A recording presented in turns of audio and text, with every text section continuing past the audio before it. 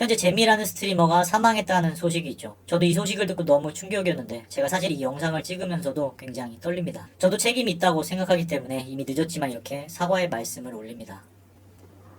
이미 잼미님께는 진심으로 사과의 메일을 보낸 적이 있었고 이후 답장이 없으셔서 제가 영상 제작을 했음에도 허락을 받지 못해 올리지 못했던 영상이 있습니다. 그래서 답장이 없으셔서 올리지 못했었던 영상 내용을 위주로 오늘 말씀드리려고 합니다. 우선 이게 어떤 사건이었는지를 정확하게 말씀드리는 게 맞다고 생각합니다. 우선 일단 시간 순서대로 말씀드리자면 모든 사건의 첫 시작은 잼미가 아니에요. 감스트 NS 남순 외질의 나락질 방송 중 성희롱 발언 논란, 2019년 6월 19일에 논란이 있었습니다. 근데 저기에 잼미 얘기가 나왔던 거예요. 그래서 잼미가 19일 공식 입장 방송을 했는데 임방계를 정리한 내용이 있어요. 저보다 부모님이 화가 많이 나셨다. 그분들과 앞으로 어떻게 대응할지는 부모님 소속사와 협의해서 대응하겠다. 그러자 다음날 20일 BJ 감스트 나락질 생방송 도중 돈 없는 발언, 생각 없는 질문으로 피해를 드려 죄송하다. 이렇게 BJ들은 사과를 합니다. 하지만 이때부터 잼미는 저 유명 BJ들의 팬덤에게 낙인이 찍히게 돼요. 그리고 3주 뒤 7월 9일부터 잼미에 대한 페미 자료들이 임방겔 개념글에 올라오기 시작하죠. 다들 아시겠지만 임방겔은 DC 내부에서도 1, 2위를 다투는 가장 규모 있는 갤러리 중 하나고 그곳 개념글에 하루 종일 잼미에 대한 내용들이 나와요. 그리고 이게 9일부터 12일까지 온종일 잼미에 대한 내용으로 도배됩니다. DC의 악플 수위는 굉장히 유명한데 이 시점에서 그 내용까지 보지는 않겠습니다. 그러니까 임방겔의 첫 글이 작성된 7월 9일부터 잼미의 구독자들이 빠지기 시작합니다. 그리고 다음 10일로 넘어가는 그 새벽 2시에 어떤 이슈 유튜버들이 내용을 올렸다고 하죠.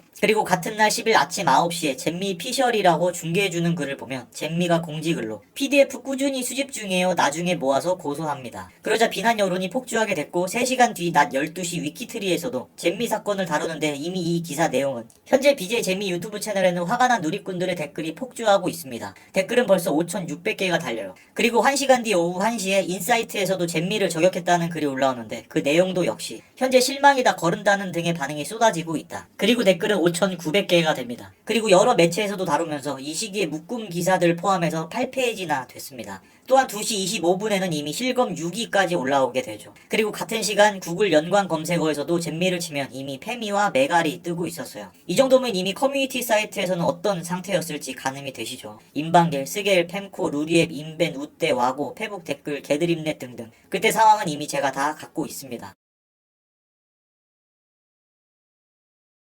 그리고 당시 노래하는 코트가 코트 논평이라는 걸 하고 있었는데 같은 날 10일 오후 4시에 올라오죠. 불특정 다수의 남사 중에 불편한 사람도 있고 그렇지 않은 사람도 있지만 불편한 사람들에게는 당연히 사과하는 게 맞음. 대처를 했어야 맞다고 봄. 그 전에 초기 대응을 하는 자세가 미흡했기에 역풍이 불고 있고 그 역풍의 주도지가 임방겔이기에 가능함. 현 임방겔은 야계를 뛰어넘을 정도의 파급력과 현 DC 수도라고 불릴 정도의 이슈에 대한 밀집력이 타의 추종을 불허함. 그래서 나락질 역풍 사태, 이기야 힘조 드립까지 더해져서 더 큰 허리케인이 되어버린 것이 사실. 여기서 정확히 임방겔이 주도지라고 합니다. 그래서 걷잡을 수 없는 허리케인이라고 평가하기도 하죠. 또한 우리 모두가 알다시피 어떤 큰 사건이 있으면 그에 대한 여초 반응이 마무리 수순으로 뒤따라서 뜹니다. 그래서 10일 오후 4시 반에 여초 카페 잼미 사건 반응이라고 떴어요. 내용들은 예상하다시피 한남들이 예민하다는 그런 내용이죠. 하지만 저는 아직도 저의 첫 영상이 올라오지도 않은 상태입니다. 이미 임방겔은 전날부터 개념글에 도배되어 올라오고 있었고 다음날 낮부터 네이버 실검에 구글 연관 검색어에 온갖 기사들에 수많은 댓글들이 터져 나왔을 당시에도 저의 첫 영상이 언제 올라왔냐면 밤 8시 50분입니다. 제가 커뮤니티들을 선동하고 이 사건을 이끌었다고 보기에는 너무 늦은 시간이라고 생각됩니다. 저는 그냥 예나 지금이나 그저 한낱 이슈가 발생하면 그걸 뒤에서 정리하는 사람이에요. 그리고 그 당시 제 채널의 위상은 어떤 사람이 10일 밤 10시 50분에 잼미 논란을 다루는 유튜브들을 나열했는데 당시 구독자가 지금같이 많지 않았던 저는 영향력이 없었는지 거론되지도 않았습니다. 저 중에 아직도 활동하고 있는 채널은 저밖에 없죠.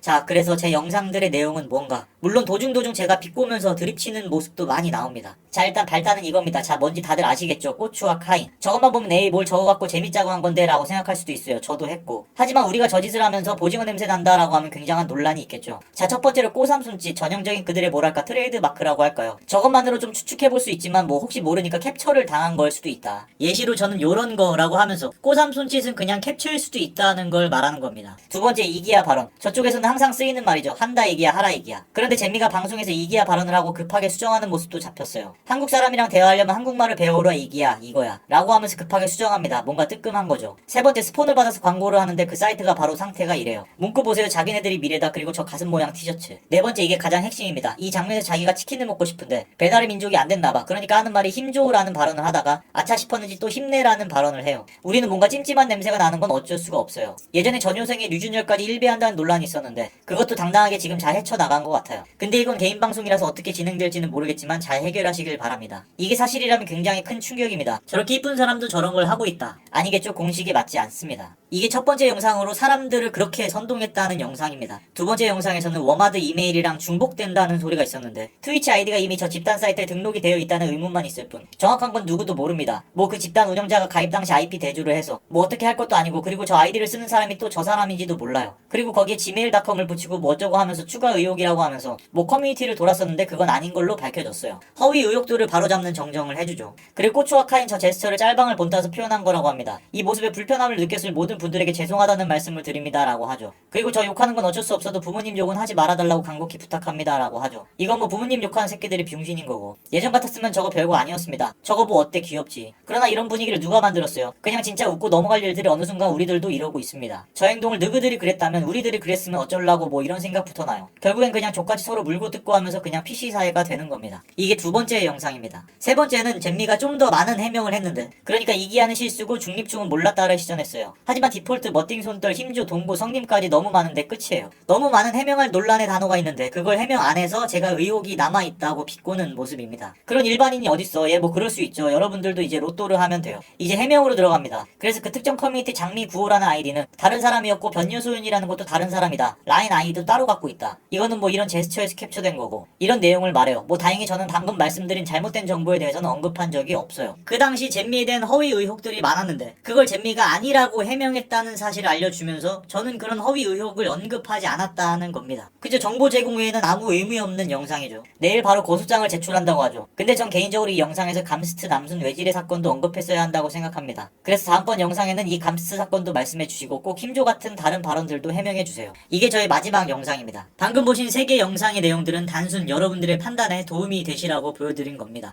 그리고 다음으로 잼미가 울분을 토해내는 장면이 있는데 그건 누구에게 하는 건지 대상을 명확하게 밝히죠. 논란의 저 영상의 원본을 보면 근데 씨발 그 팬덤들 내가 걔 건드렸다고 그런 거잖아. 그 사람들 건드렸다고 그냥 존나 특이래 몇천 명 몇백 명들이 쟤 이제 좆되게 해보자 하는 거 봤어. 그 실시간으로 나 봤어. 댓글 몰아가면서 댓글 달고 하는 거 봤어. 근데 그거 씨발 일반 사람들한테 말하면 믿어?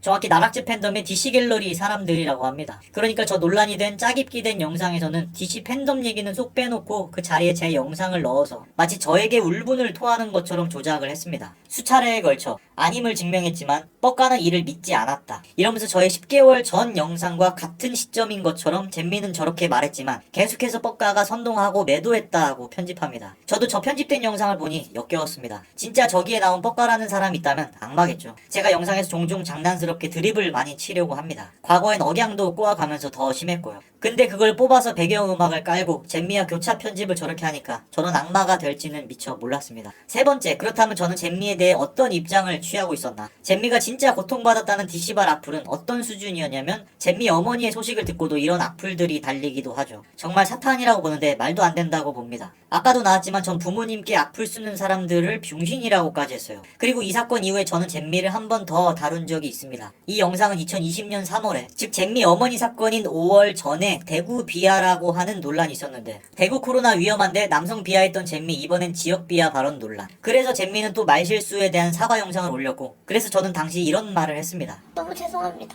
진짜로. 이제 보면 그냥 생각 없이 말하고 철없는 그런 동네 이쁜 동생 같은 느낌이 듭니다. 이제 참 그 동네에 살고 싶죠. 그래서 이 사건에 대한 논평은 이쁘다.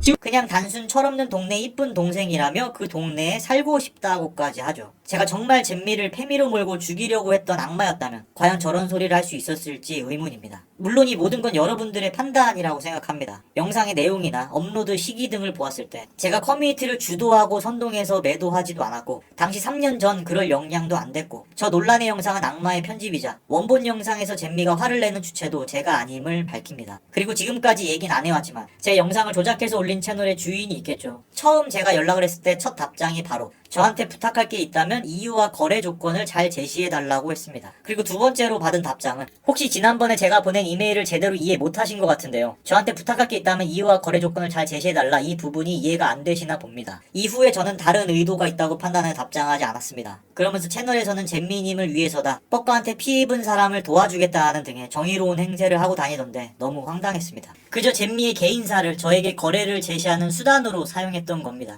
그렇다고 저의 책임이 없는 것이 절대 아닙니다. 저는 조회수와 채널 성장에 눈이 멀어 인터넷을 며칠간 시끄럽게 했던 그 논란의 태풍 속에 휩쓸려서 저 또한 이슈 유튜버로서 영상을 만들게 되었고 저의 잘못이 있다고 봅니다. 과도한 비꼬기와 억측으로 인해 피해받으셨을 잼미님께 진심으로 사과드립니다.